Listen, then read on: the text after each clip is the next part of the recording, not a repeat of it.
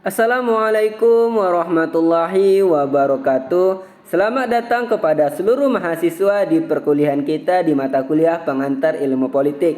Berjumpa dengan saya Wahib Asyahri selaku dosen pembimbing pada mata kuliah ini. Nah, kepada seluruh mahasiswa diharapkan untuk dapat menyimak materi ini dari awal sampai akhir dengan baik sehingga dapat memahami materi kita dengan mudah. Oke, mari kita mulai. Bismillah. Nah, mahasiswa sekalian, kita akan membahas materi lanjutan pada minggu lalu tentang hubungan ilmu politik dengan ilmu-ilmu lainnya. Setelah sebelumnya kita membahas tentang hubungan ilmu politik dengan ilmu filsafat dan sejarah, sekarang kita akan membahas hubungan ilmu politik dengan ilmu-ilmu sosial lainnya. Yang pertama, kita akan membahas hubungan ilmu politik dengan sosiologi. Di antara ilmu-ilmu sosial, sosiologilah yang paling pokok dan umum sifatnya. Sosiologi membantu sarjana ilmu politik dalam usahanya memahami latar belakang, susunan, dan pola kehidupan sosial dari berbagai golongan dan kelompok dalam masyarakat. Dengan menggunakan pengertian-pengertian dan teori-teori sosiologi, sarjana ilmu politik dapat mengetahui sampai di mana susunan dan stratifikasi sosial mempengaruhi ataupun dipengaruhi oleh misalnya keputusan kebijakan atau policy decision, corak dan sifat keabsahan politik atau political legitimate, atau sumber-sumber kewenangan politik atau source of political authority, pengendalian sosial atau social control, dan perubahan sosial atau social change. Mengenai masalah perubahan dan pembaruan, sosiolog menyumbangkan pengertian akan adanya perubahan dan pembaruan dalam masyarakat. Apabila dalam masyarakat timbul golongan-golongan atau kelompok-kelompok baru yang memajukan kepentingan-kepentingan baru, maka nilai-nilai kebudayaan masyarakat secara keseluruhan akan menunjukkan perubahan-perubahan dalam pola kehidupan politik. Pergerakan perburuhan di negara-negara industri dan pergerakan petani di negara-negara agraris misalnya, menyebabkan orientasi kepada nilai-nilai baru yang timbul sebagai akibat pergeseran golongan dan kelompok yang berpengaruh dalam masyarakat. Perkembangan pertambahan penduduk dengan sendirinya akan mengakibatkan perubahan dalam stratifikasi sosial, hubungan antar kelas, ketegangan-ketegangan politik, dan meningkatnya masalah organisasi sosial dan politik. Baik sosiologi maupun ilmu politik mempelajari negara. Akan tetapi, sosiologi menganggap negara sebagai salah satu lembaga pengendalian sosial atau agent of social control. Sosiologi menggambarkan bahwa pada masyarakat yang sederhana maupun yang kompleks, senantiasa terdapat kecenderungan untuk timbulnya proses pengaturan atau pola-pola pengendalian tertentu yang formal maupun yang tidak formal. Selain dari itu, sosiologi melihat negara juga sebagai salah satu asosiasi dalam masyarakat dan memperhatikan bagaimana sifat dan kegiatan anggota asosiasi itu mempengaruhi sifat dan kegiatan negara. Jadi, ilmu politik dan sosiologi sama dalam pandangannya bahwa negara dapat dianggap baik sebagai asosiasi kalau melihat manusia, maupun sebagai sistem pengendalian atau system of control. Hanya saja bagi ilmu politik, negara merupakan objek penelitian pokok. Sedangkan dalam sosiologi, negara hanya merupakan salah satu dari banyak asosiasi dan lembaga pengendalian dalam masyarakat. Buku yang memakai pendekatan sosiologi ialah Web of Government atau Jaring Pemerintahan karangan Robert M. Malcofer, Akan tetapi khusus mengenai studi tentang partai politik, sosiologi dan ilmu politik dapat ditemukan dalam buku karangan Giovanni Sartori dengan judulnya Parties and Party System. Nah, kita lanjut tentang hubungan ilmu politik dengan antropologi. Tadi sudah sosiologi, sekarang kita masuk kepada antropologi. Apabila jasa sosiologi terhadap perkembangan ilmu politik adalah terutama dalam memberikan analisis terhadap kehidupan sosial secara umum dan menyeluruh, maka antropologi menyumbang pengertian dan teori tentang kedudukan serta peran berbagai satuan sosial budaya yang lebih kecil dan sederhana. Mula-mula, antropologi lebih banyak memusatkan perhatian pada masyarakat dan kebudayaan di desa-desa dan di pedalaman. Sedangkan sosiologi lebih memusatkan perhatian pada kehidupan masyarakat kota yang jauh lebih banyak dipengaruhi oleh perkembangan ekonomi dan teknologi modern. Lambat laun, antropologi dan sosiologi saling mempengaruhi baik dalam objek penelitian maupun dalam pembinaan teori. Sehingga pada saat ini batas antara kedua ilmu sosial tadi telah menjadi kabur. Perhatian sarjana ilmu politik terhadap antropologi makin meningkat sejalan dengan bertambahnya perhatian dan penelitian tentang kehidupan serta usaha modernisasi politik di negara-negara baru. Mula-mula penelitian tentang negara-negara baru berkisar pada masalah-masalah yang bersifat makro seperti pengaruh kolonialisme, perjuangan kemerdekaan, kedudukan dan peran elit nasional, masalah-masalah yang dihadapi pemerintahan pusat negara-negara baru, nation building, dan sebagainya. Semua ini didasarkan pada anggapan bahwa masalah daerah, terpencarnya berbagai bentuk desa di pedalaman, perbedaan suku bangsa dan agama pada akhirnya akan dapat diatasi oleh perkembangan kehidupan tingkat nasional. Antropologi justru menunjukkan betapa rumit dan sukarnya membina kehidupan yang bercorak nasional dari komunitas yang tradisional. Betapa kebudayaan daerah, sistem warisan serta harta kekayaan serta pola-pola kehidupan tradisional lainnya mempunyai daya tahan yang kuat terhadap usaha-usaha pembinaan kehidupan corak nasional tersebut. Betapa dalam beberapa situasi, faktor-faktor sosial budaya tersebut malahan menjadi lebih kuat dan lebih sadar melakukan perlawanan terhadap usaha-usaha nation building. Apalagi jika ciri-ciri serta sifat-sifatnya tidak lebih dahulu diperhitungkan dengan seksama. Penduduk Indonesia terdiri atas berbagai suku bangsa yang masing-masing mempunyai daerah asal dan kebudayaannya sendiri yang telah berakar sejak berpuluh-puluh tahun yang silam. Bagi seorang sarjana ilmu politik, kesadaran akan kenyataan ini memungkinkannya untuk melaksanakan beberapa penelitian yang khusus, seperti besar kecilnya pengaruh pemikiran dan pergerakan politik di berbagai daerah yang berbeda suku, agama, serta kehidupan sistem sosialnya. Faktor-faktor perasaan ikatan primordial dalam kehidupan politik Indonesia.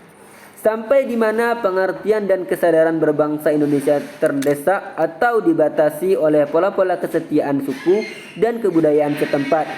Pengaruh komposisi golongan penduduk di suatu daerah atau kota tertentu terhadap corak dan gaya kehidupan politik di masing-masing tempat. Sifat serta ciri-ciri khusus apa yang dimiliki suatu suku bangsa tertentu yang memudahkannya untuk berubah dan menyesuaikan diri dengan tuntutan-tuntutan kehidupan modern, dan masih banyak lagi judul-judul penelitian yang dapat digarap ya. Ini untuk hubungan ilmu politik dengan antropologi. Kecuali pengaruhnya di bidang teori, khususnya dalam menunjukkan perbedaan struktur sosial serta pola kebudayaan yang berbeda-beda pada tiap komunitas. Antropologi telah juga berpengaruh dalam bidang metodologi penelitian ilmu politik. Salah satu pengaruh yang amat berguna dan terkenal serta yang kini sering dipakai dalam penelitian ilmu politik ialah metode peserta pengamat atau participant observer. Cara penelitian semacam ini memaksa sarjana ilmu politik untuk meneliti gejala-gejala kehidupan sosial dari dalam masyarakat yang menjadi objek penelitiannya. Dengan hasil yang diperoleh dari praktik kerja semacam ini, sarjana ilmu politik dapat mengembangkan pembinaan teori atas dasar kenyataan yang konkret, baik yang dialami maupun yang diamati sendiri. Nah, kita masuk sekarang adalah hubungan ilmu politik dengan ilmu ekonomi. Pada masa silam, ilmu politik dan ilmu ekonomi merupakan bidang ilmu tersendiri yang dikenal sebagai ekonomi politik, atau bahasa Inggrisnya political economy, yaitu pemikiran dan analisis kebijakan yang hendak digunakan untuk memajukan kekuatan dan kesejahteraan negara Inggris dalam menghadapi saingan-saingannya seperti Portugis, Spanyol, Perancis, dan Jerman pada abad ke-18 dan ke-19. Dengan berkembangnya ilmu pengetahuan pada umumnya, ilmu tersebut kemudian memisahkan diri menjadi dua lapangan yang mengkhususkan perhatian terhadap perilaku manusia yang berbeda-beda, ilmu politik atau political science, dan ilmu ekonomi atau economics ya. Ilmu ekonomi modern dewasa ini sudah menjadi salah satu cabang ilmu sosial yang memiliki teori, ruang lingkup, serta metodologi yang relatif ketat dan terperinci. Oleh karena sifatnya yang ketat ini, ilmu ekonomi termasuk ilmu sosial yang sering digunakan untuk menyusun perhitungan-perhitungan ke depan. Para sarjana ekonomi sedikit banyak sepakat akan penggunaan istilah serta pengertian dasar yang diperlukan untuk mencapai keseragaman analisis. Hal ini memudahkan mereka bertukar pikiran tentang tujuan umum ilmu ekonomi, yaitu usaha manusia untuk mengembangkan serta memberi sumber-sumber yang langka untuk kelangsungan hidupnya. Pemikiran yang berpangkal tolak dari faktor kelangkaan atau scarcity ya, menyebabkan ilmu ekonomi berorientasi kuat terhadap kebijakan yang rasional, khususnya penentuan hubungan antara tujuan dan cara mencapai tujuan yang telah ditentukan. Oleh karena itu, ilmu ekonomi dikenal sebagai ilmu sosial yang sangat planning oriented. Pengaruhnya meluas pada ilmu politik seperti misalnya pengertian pembangunan ekonomi atau economic development yang telah mempengaruhi pengertian pembangunan politik atau political development. Oleh karena pilihan tentang kebijakan yang harus ditempuh seringkali terbatas adanya, maka ilmu ekonomi dikenal pula sebagai ilmu sosial yang bersifat cause oriented.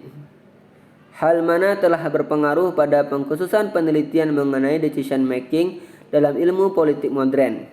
Akhirnya, pemikiran yang berpangkal tolak dari faktor kelangkaan telah memaksa ilmu ekonomi untuk lebih banyak berikhtiar ke arah ramalan atau prediction berdasarkan perhitungan yang saksama, sehingga ilmu ekonomi modern jarang bersifat spekulatif.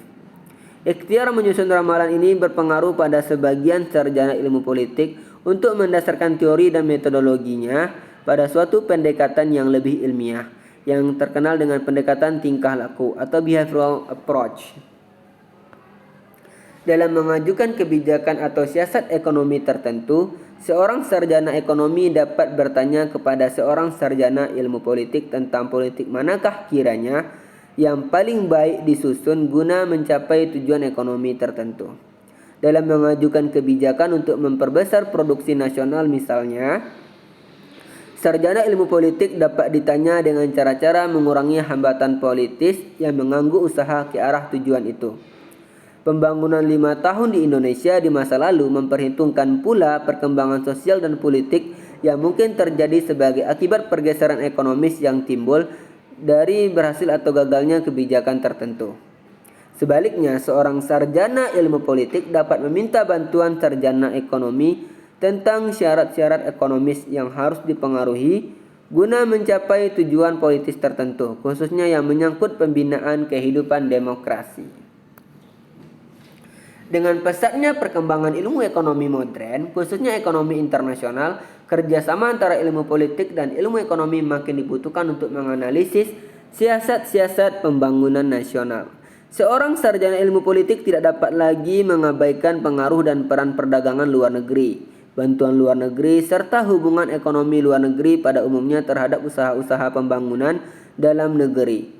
Akhir-akhir ini ilmu ekonomi malahan telah menghasilkan suatu bidang ilmu politik yang baru. Ini dinamakan dengan pendekatan perilaku rasional atau rational choice, yang lebih cenderung melihat manusia sebagai makhluk ekonomi atau economic creature. Dianggap bahwa manusia dalam mengambil suatu keputusan selalu memperhitungkan untung rugi baginya secara ekonomis. Kita masuk selanjutnya tentang hubungan ilmu politik dengan psikologi sosial. Psikologi sosial adalah pengkhususan psikologi yang mempelajari hubungan timbal balik antara manusia dan masyarakat, khususnya faktor-faktor yang mendorong manusia untuk berperan dalam ikatan kelompok atau golongan. Jika sosiolog mempelajari kegiatan kehidupan sosial, bidang psikologi umumnya memusatkan perhatian pada kehidupan perorangan. Psikologi sosial berusaha untuk menyusun kerangka analisis yang dapat menghubungkan kedua bidang tersebut. Keagungan psikologi sosial dalam analisis ilmu politik jelas dapat kita ketahui apabila kita sadar bahwa Analisis sosial politik secara makro diisi dan diperkuat dengan analisis yang bersifat mikro. Psikologi sosial mengamati kegiatan manusia dari segi eksternal, lingkungan sosial, fisik, peristiwa-peristiwa dan gerakan massa, maupun dari segi internal, kesehatan fisik perorangan, semangat dan emosi. Dengan menggunakan kedua macam analisis ini, ilmu politik dapat menganalisis secara lebih mendalam makna dan peran orang kuat, kondisi sosial ekonomi serta ciri-ciri kepribadian yang memungkinkannya memainkan peran besar itu. Ia menjelaskan bagaimana teknik brainwashing dalam propaganda dan indoktrinasi politik serta faktor-faktor yang membangkitkan berkembangnya pemimpin karismatis mempengaruhi proses politik pada umumnya. Psikologi sosial juga dapat menjelaskan bagaimana kepemimpinan tidak resmi atau informal leadership turut menentukan hasil suatu keputusan dalam kebijakan politik dan kenegaraan. Bagaimana sikap atau attitude dan harapan atau expectation masyarakat dapat melahirkan tindakan serta tingkah laku yang berpegang teguh pada tuntutan sosial atau conformity. Bagaimana motivasi untuk kerja dapat ditingkatkan sehingga memperbanyak produksi kerja melalui penanaman penghargaan terhadap waktu dan usaha. Betapa nilai-nilai budaya yang telah bertahun-tahun lamanya diterima oleh masyarakat dapat melahirkan tingkah laku politik yang relatif stabil. Budaya politik atau political culture yang memberi dorongan kuat pada ketaatan terhadap aturan pemerintah, rules of the game. Terhadap aturan permainan, rule of the game. Selain memberi pandangan baru dalam penelitian tentang kepemimpinan, psikologi sosial dapat pula menerangkan sikap dan reaksi kelompok terhadap keadaan yang dianggapnya baru, asing ataupun berlawanan dengan konsensus masyarakat. Mengenai suatu gejala sosial tertentu, psikologi sosial menjelaskan pula kondisi-kondisi apa yang akhirnya dapat meredakan sikap dan reaksi masyarakat terhadap gejala baru yang dihadapinya itu. Oke, itu tadi hubungan ilmu politik dengan psikologi sosial. Kita lanjut masuk tentang hubungan ilmu politik dengan geografi. Faktor-faktor yang berdasarkan geografi seperti perbatasan strategis atau strategic frontiers, desakan penduduk atau population pressure, daerah pengaruh atau sphere of influence yang mempengaruhi politik. Montesquieu, seorang sarjana Prancis, untuk pertama kali membahas bagaimana faktor-faktor geografi mempengaruhi konstelasi politik suatu negara. Dalam masa sebelum Perang Dunia Kedua, suatu cabang geografi mendapat perhatian besar yaitu geopolitik atau geopolitics yang biasanya dihubungkan dengan seorang Swedia bernama Rudolf Kjellén. Ia menganggap bahwa di samping faktor ekonomi dan antropologi, geografi mempengaruhi karakter dan kehidupan nasional dari rakyat, dan karena itu mutlak harus diperhitungkan dalam menyusun politik luar negeri dan politik nasional.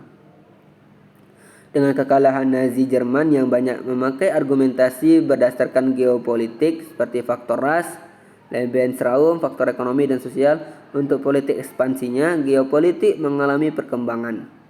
Di Indonesia, fakta bahwa kita terdiri dari 17.000 pulau sehingga kita dinamakan archipelagos mempunyai akibat besar bagi eksistensi kita. Misalnya garis pantai yang harus dijaga terhadap penangkapan ikan ilegal dan untuk memelihara keamanan terhadap negara lain. Lanjut, kita masuk antara hubungan ilmu politik dengan ilmu hukum. Ilmu hukum terutama di negara-negara benua Eropa, ilmu hukum sejak dulu kala erat hubungannya dengan ilmu politik. Karena mengatur dan melaksanakan undang-undang atau law enforcement merupakan salah satu kewajiban negara yang penting. Cabang-cabang ilmu hukum yang khususnya meneropong negara ialah hukum tata negara dan ilmu negara. Analisis mengenai hukum serta hubungannya dengan negara mulai dikembangkan dalam abad ke-19, tetapi pada taraf itu terbatas pada penelitian mengenai negara-negara barat saja. Sarjana hukum melihat negara sebagai lembaga atau instituta dan menganggapnya sebagai organisasi hukum yang mengatur hak dan kewajiban manusia. Fungsi negara ialah menyelenggarakan penertiban, Tetapi oleh ilmu hukum, penertiban ini dipandang semata-mata sebagai tata hukum. Manusia dilihat sebagai makhluk yang menjadi objek dari sistem hukum dan dianggap sebagai pemegang hak dan kewajiban politik semata-mata. Ilmu hukum tidak melihat manusia sebagai makhluk yang terpengaruh oleh faktor sosial, psikologi, dan kebudayaan. Akibatnya ialah bahwa ada kecenderungan pada ilmu hukum untuk meremehkan kekuatan-kekuatan sosial dan kekuatan-kekuatan lainnya yang berada di luar bidang hukum. Kalau seorang ahli hukum melihat negara semata-mata sebagai lembaga atau organisasi hukum, maka seorang ahli ilmu politik lebih cenderung untuk, di samping menganggap sebagai negara sebagai system of control, memandang negara sebagai suatu asosiasi atau sekelompok manusia yang bertindak untuk mencapai beberapa tujuan bersama. Dalam masyarakat terdapat banyak asosiasi, tetapi perbedaan antara negara dan asosiasi lainnya ialah bahwa negara mempunyai wewenang untuk mengendalikan masyarakat atau agent of social control, memakai kekerasan fisik. Selain itu, ilmu hukum sifatnya normatif dan selalu mencoba mencari unsur keadilan. Aliran ini kuat sekali dalam kupasan-kupasan mengenai negara hukum, yang menekankan bahwa perasaan keadilan atau sense of justice merupakan basis dari seluruh sistem norma yang mendasari negara. Sistem hukum adalah dasar legal dari negara. Seluruh struktur dan fungsinya negara ditetapkan oleh hukum. Setiap masyarakat baik modern maupun primitif harus berdasarkan kepada ketertiban. Hukum dibuat, dijalankan, dan dipertahankan oleh suatu kekuasaan. Pada saat ini kekuasaan itu adalah negara. Dalam hal ini sudah nampak hubungan antara ilmu politik dan ilmu hukum, yaitu dalam peranan negara sebagai pembentuk hukum dan dalam objek ilmu hukum itu sendiri, yaitu hukum. Ilmu politik juga menyelidiki hukum tetapi tidak menitik beratkan pada segi-segi teknis dari hukum, melainkan terutama menitik beratkan pada hukum sebagai hasil persaingan kekuatan-kekuatan sosial, sebagai hasil dari faktor-faktor kekuasaan. Hukum juga merupakan salah satu di antara sekian banyak alat politik yang dapat digunakan untuk mewujudkan kebijakan penguasa dan negara. Tidak semua bagian hukum positif mempunyai hubungan yang erat dengan ilmu politik. Misalnya hukum publik dan hukum negara adalah yang paling erat hubungannya, sedangkan hukum perdata atau hukum dagang relatif kecil hubungannya. Nah, itu tadi dia materi kita pada hari ini tentang hubungan antara ilmu politik dengan ilmu-ilmu lainnya. Silakan kepada mahasiswa juga menambah referensi dari buku maupun dari artikel jurnal sebagai menambah khasanah pengetahuan kita terhadap materi kita hari ini. Nah, demikian dari saya, Wahib Asyari. Salah dan khilaf saya mohon maaf. Saya akhiri, assalamualaikum warahmatullahi wabarakatuh. Terima kasih.